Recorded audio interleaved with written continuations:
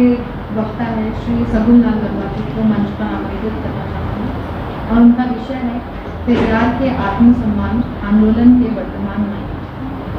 श्री सगुनलाल वर्मा जी।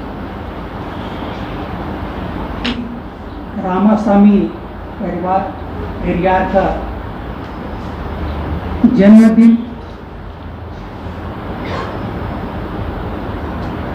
उन्होंने पढ़ाई तो कम की, लेकिन समाज में सामाजिक परिवर्तन लाने के लिए, समाज में सुधार की बात नहीं की है, समाज में परिवर्तन लाने की बात करते हैं। और परिवर्तन लाने की बात जब करते हैं तो उन्होंने स्वयं इस बात को बचपने से ही, बाल्यावस्था से ही उन्होंने अपनी पढ़ाई छोड़ी। पढ़ाई छोड़ने के बाद फिर उन्हें शुरू से ही समाज के प्रति उनकी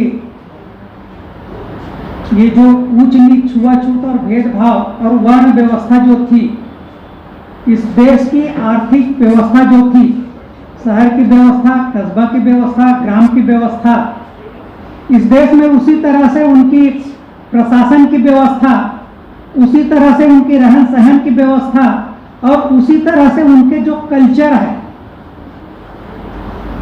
रहन सहन की व्यवस्था, कल्चर की व्यवस्था, इस सारी व्यवस्था में आमूलचूल परिवर्तन लाने की बात करते थे। उनका यह सोचना था ये शहर का आदमी जैसे जिंदगी जीता है उसी तरह से ग्रामीण जिंदगी भी उसके समकक्ष होनी चाहिए। इस तरह से उन्होंने सभी क्षेत्र में लगभग अपनी विचार और चिंतन व्यक्त की है। और जहां तक सामाजिक परिवर्तन की बात है तो वो केवल कहते नहीं थे, केवल जा करके लोगों के बीच भाषण नहीं करते थे, बल्कि वो प्रैक्टिकल करते थे और हर चीज में वो प्रैक्टिकल करके बताते थे, प्रैक्टिकल करके लोगों को दिखाते थे। चूंकि हजारों साल से हमारा समाज वर्ण व्यवस्था में होने के कारण, छुआछूत में होने के कारण और काल्पनिक देवी देवता और भगवानों के प्रति लोगों के अंधविश्वास के कारण उनके प्रति विश्वास जगाने का, भगवान के प्रति विश्वास जगाने का जो काम ब्राह्मणवादियों ने किया था, उसमें परिवर्तन लाने के लिए वो किस तरह से प्रैक्टिकल करते थे।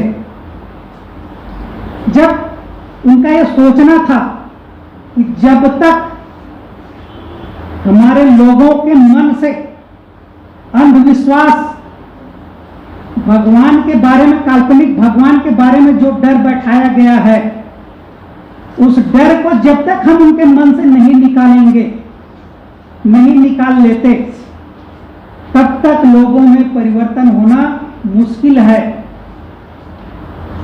इसलिए उन्होंने भगवान की मूर्तियों को शहर में, गली में, रोड में घुमा करके उनके ऊपर जूते बरसाया करते थे। ऐसा लिखा तो कहीं नहीं, लेकिन मैं सुनता हूं। वो इसलिए करते थे ताकि हमारे लोगों के मन में जो भगवान के प्रति जो डर बैठाया गया है, अंधविश्वास के प्रति जो डर बैठाया गया है, उस डर को निकालने के लिए रामास्वामी पेरियार बिल्कुल प्रैक्टिकल करके लोगों को बताते थे कि यदि कहीं ये भगवान होगा और भगवान है तो मेरा अनहित कर लेगा। लोगों को बताते थे मेरे हित करने के बाद जब मेरा अनहित नहीं कर सकता, मेरा कुछ नहीं कर सकता, तो आपको क्या बिगाड़ सकता है। आपको इनके प्रति जो श्रद्धा, अंधविश्वास है, इस अंधविश्वास को दूर करके जब तक आप सामने नहीं आएंगे, इस छुआछूत के विरुद्ध, जाति व्यवस्था के विरुद्ध, वर्ण व्यवस्था के विरुद्ध, ये जो आर्थिक व्यवस्था है उसके विरुद्ध जब तक आप लोग आवाज नहीं उठाएंगे, तब तक यहाँ परिवर्तन नहीं आ सकता। ऐसे थे हमारे पेरियार जी, रामास्वामी पेरियार जी, और बिल्कुल प्रैक्टिकल करके बताते थे। वो कई बार इस बारे में, जैसे साहू जी ने बताया, हमारे बघेल जी ने बताया, लगभग सभी वक्ताओं ने उनके बारे में विस्तृत चर्चा की है, विचार की है, और सभी लोगों ने कहा कि यहाँ के जो जाति व्यवस्था है, वर्ण व्यवस्था, उसको तोड़ने के लिए उनके, तो उसको तोड़ने के लिए वो प्रैक्टिकल करके बताते थे लोगों कि ये कैसी व्यवस्था में परिवर्तन आएगी और हमारे लोगों को किस तरह से इस व्यवस्था से बाहर निकाल सकते हैं, इसको प्रैक्टिकल करके, जैसे भगवान के मूर्तियों को लेकर के घूमते थे गली गली और लोगों को बताते थे कि न ये कोई भगवान है न कुछ नहीं है, ये केवल कल्पना है, काल्पनिक रूप से आपके मन में ये डर बैठाया गया है, उस डर को निकालना है।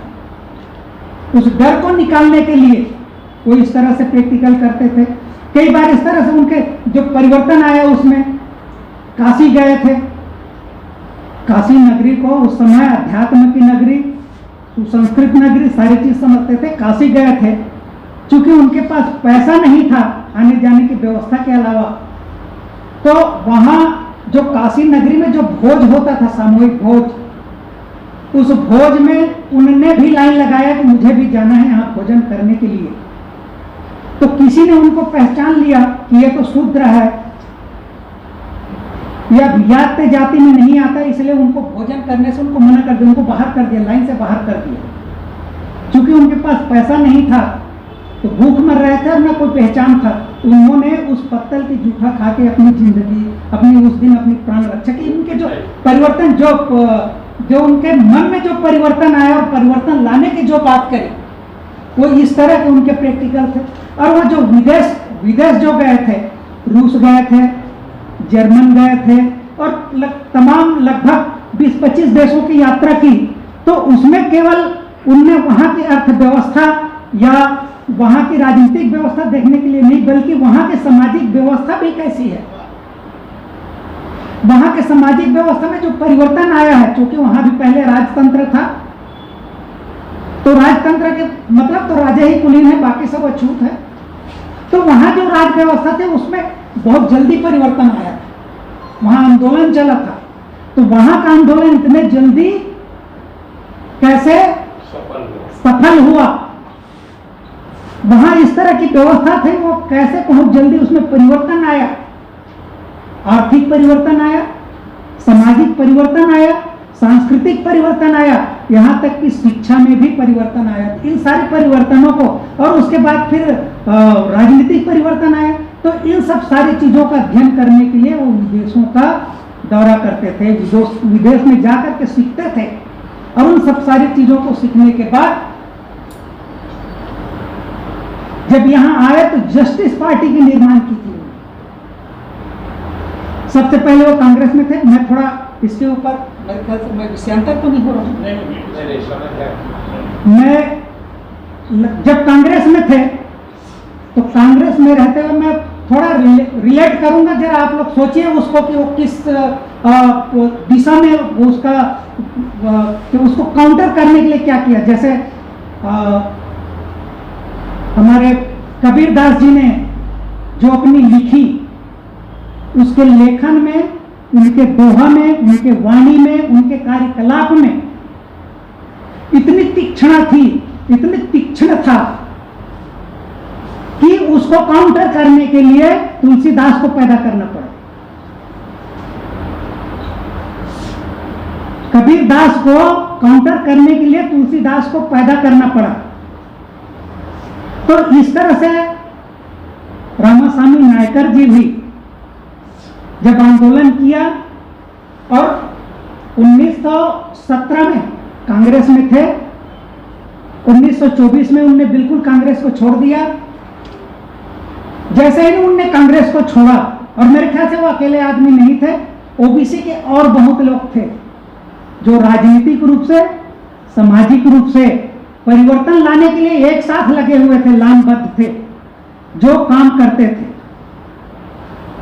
तो उस समय क्या हुआ, तो 1925 में आरएसएस बना। उसके पहले आरएसएस का न तो कहीं विचारधारा थी, न ही कहीं इस प्रकार की कोई चर्चा थी। लेकिन जैसे ही ओबीसी के लोगों ने कांग्रेस छोड़ना शुरू किया, कांग्रेस में भी बहुत लोग थे ओबीसी के नेता, और कुछ लोगों ने जैसे रामास्वामी नायकर जैसे समाज में परिवर्तन लाना चाहते थे, जिनमें वहां कांग्रेस की स्थिति देख करके कि कांग्रेस में रह करके समाज में परिवर्तन नहीं लाया जा सकता, क्योंकि कांग्रेस अपने आप में एक मनोवादी था, एक ब्राह्मणवादी था, और अभी भी है। अभी भी उसमें कोई खास परिवर्तन नहीं आया। तो इनको छोड़ करके वो जो हमारे जो जिनको उस दौरान में शूद्र कहा जाता था, जिसमें आज के डेट में SC ST और OBC कहा जाता है, ऐसे लोग जो उसमें थे, तो इन लोगों के पूरे जीवन मूल्य में परिवर्तन चाहते थे। इसमें परिवर्तन करने के लिए उनको कांग्रेस छोड़ना पड़ा। ये निश्चित है, कांग्रेस छोड़ा है तो कोई ना कोई उनके विरोध में कोई ना कोई एक संस्था, एक संगठन खड़ा करेंगे।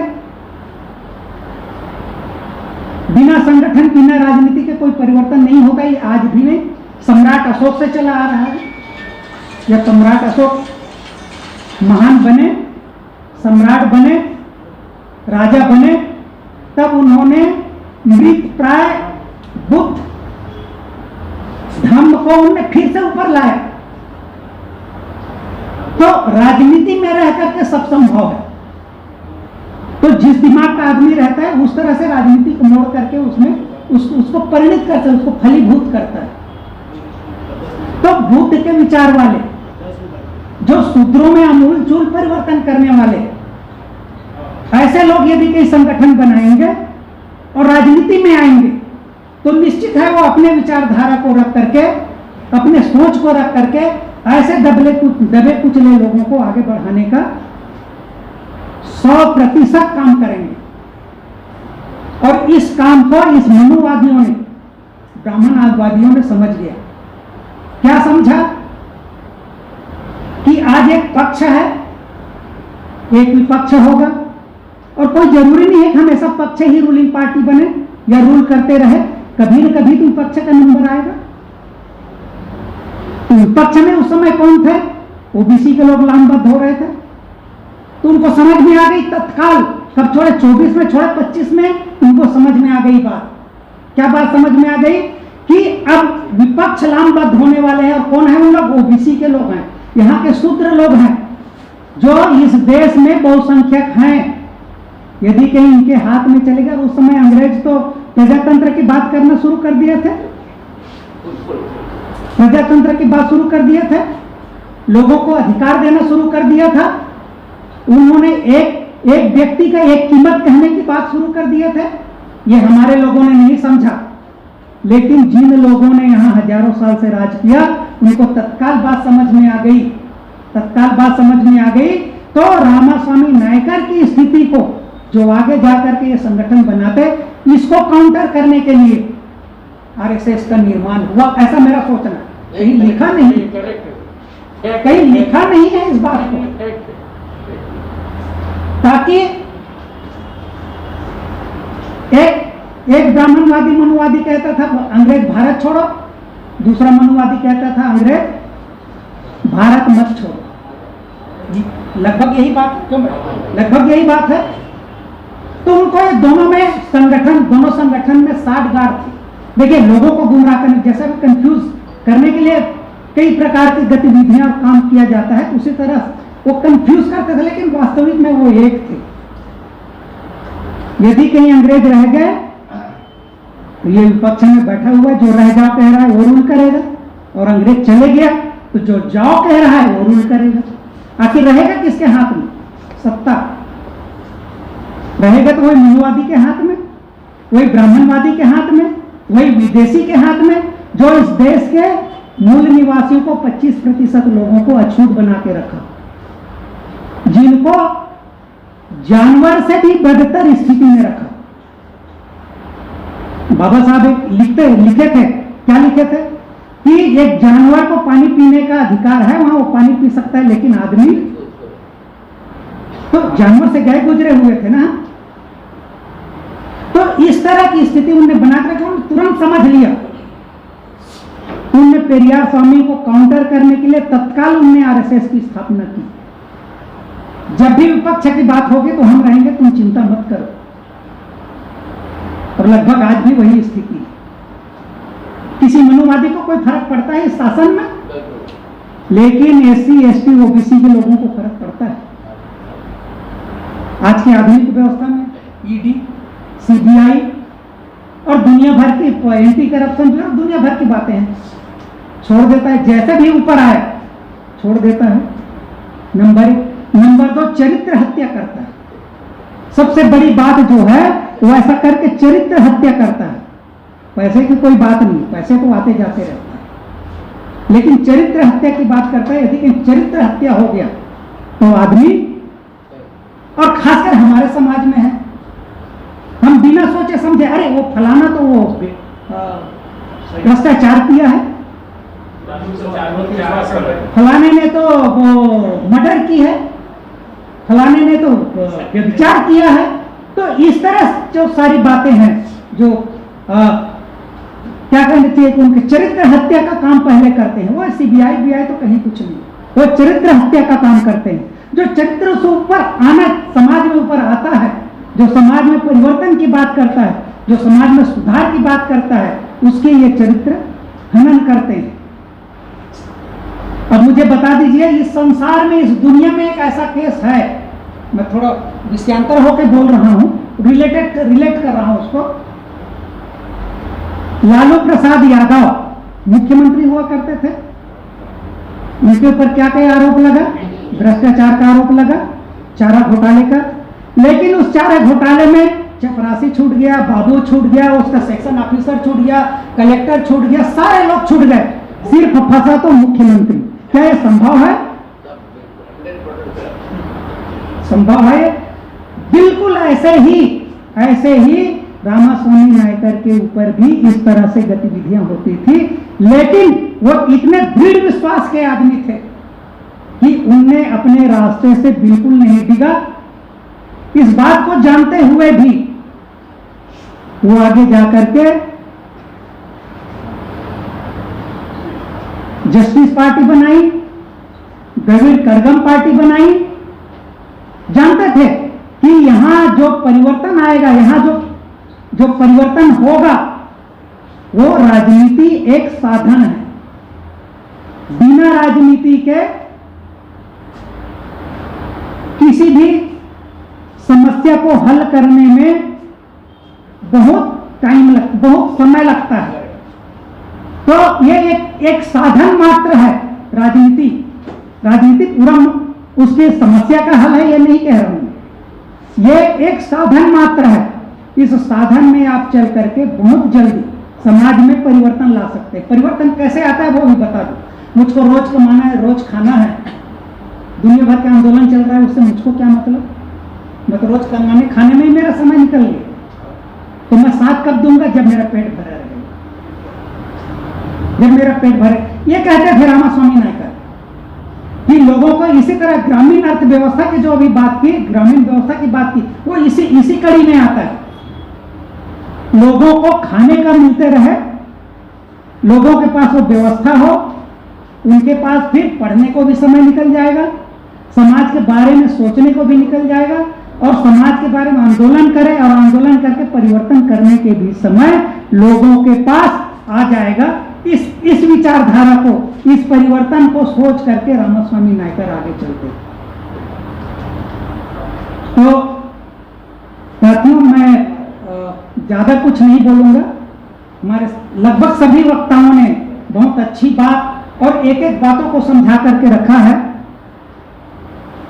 सिर्फ एक ही बात है कि लोगों के मन में जो काल्पनिक भगवान और देवी देवता के ऊपर जो डर बैठा है, यदि कहीं मैं भगवान का पूजा नहीं किया, भगवान के रास्ते नहीं गया, तो मेरा अनहित हो जाएगा।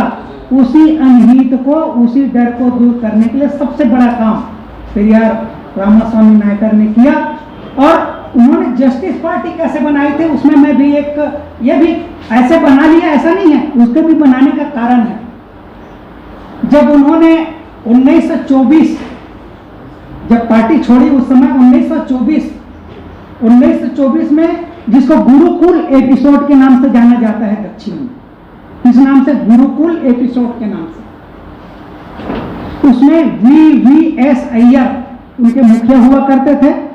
वहां सभी लोग पढ़ते थे, आंदोलन उस समय शुरू हो गया था, तो उसमें सभी लोग पढ़ते थे उस गुरुकुल में, सभी लोगों ने पढ़ना शुरू कर दिया।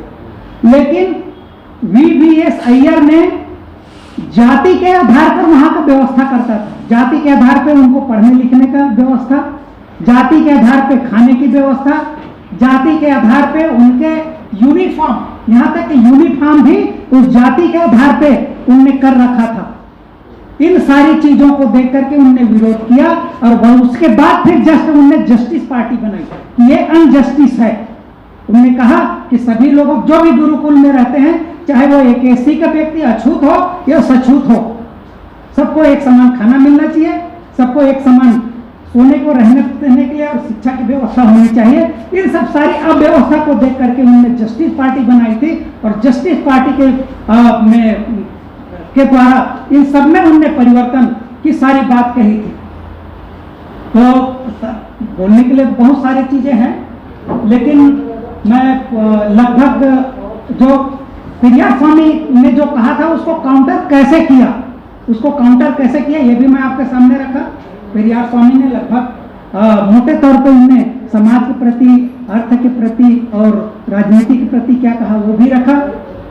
तो साथियों, मैं मेरे ख्याल से ये छोटी बात नहीं होगी या कुछ ऐसा होगा, तो मैं एक आप लोगों के सामने एक बात रखना चाहता हूँ कि इस देश में जितने भी भगवान हैं, जितने भी देवी देवता हैं, सबके जयंती या स्थापना जो भी है वो हिंदी महीना में आता है। मालूम सबको हिंदी महीने में आता है, लेकिन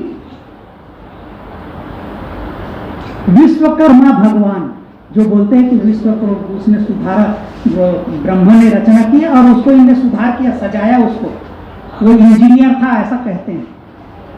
तो उनकी जयंती अंग्रेजी महीने में आता है, वो भी 17 तारीख को। ज़्यादा नहीं बोलूंगा, आप लोग उसको समझ लीजिए। उनकी भी जयंती हिंदी महीने में नहीं आता, अंग्रेजी महीने में आता है, वो भी 17 तारीख को। ये बहुत छोटी छोटी चीजें, लेकिन इन चीजों को हमको समझने की बात है। इन सारी छोटी छोटी चीजों को समझने की बातें हैं। तो आप लोगों ने मेरी बात बहुत शांतिपूर्वक, धैर्यपूर्वक, बहुत अच्छे रूप से सुना और कभी मौका मिलेगा और चर्चा करेंगे इस बारे में। वैसे मैं पेरियार स्वामी के बारे में ज़्यादा पढ़ा नहीं हूँ, जितना मैं कुछ देखा हूँ, कुछ सुना हूँ, कुछ मिला है उस आधार पे। वो होते नहीं, कुछ मैं सुना हूँ, कुछ सुनाया गया है, कुछ मैं देखा हूँ, कुछ मैं पढ़ा हूँ। इस सारे आधार पर मैं इसको अपने तरीके से उसको संयोजित करने का कोशिश किया है और संयोजित करके मैं आपके सामने इस बात को प्रस्तुत किया हूँ। आप लोगों ने बहुत अच्छा सुना, इसके लिए मैं आप सबको बहुत बहुत धन्यवाद देता हूँ और सबको जय जोहार, नमस्कार। मैं अपनी बात आज यहीं समाप्त करता हूँ। मौका देंगे तो भविष्य में और कभी मिलेंगे और इस बारे में फिर कभी चर्चा करेंगे। जय भीम, जय भारत, नमो बुद्धाय।